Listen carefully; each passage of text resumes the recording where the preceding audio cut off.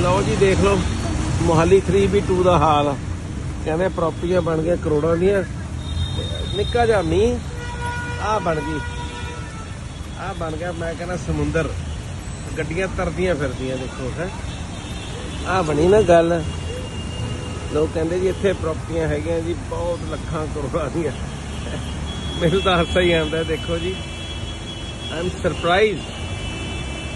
Infrastructure ਦੀ ਜਿਹੜੀ ਹਾਲਤ ਹੈ ਸਾਡੇ ਮੋਹਾਲੀ ਸ਼ਹਿਰ ਦੀ, ਲੱਖ ਦੀ ਲਾਹਨਤ ਹੈ ਮੈਂ ਕਹਿੰਦਾ ਸਾਡੀ ਕਾਰਪੋਰੇਸ਼ਨ ਤੇ ਪੰਜਾਬ ਸਰਕਾਰ ਤੇ।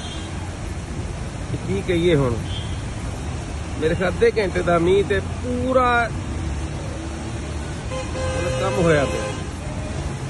I think the officers, the concerned people, they have to be very, very careful and strict. ਦੇਖੋ ਪਾਣੀ ਜਾਣ ਦਾ ਰਾਹ ਹੀ ਨਹੀਂ ਕਿਤੇ ਹੈਗਾ। ਹੈ ਜੀ, ਇਹਨੂੰ ਕਾਈਂਡਲੀ ਦੇਖਿਆ ਜਾਵੇ।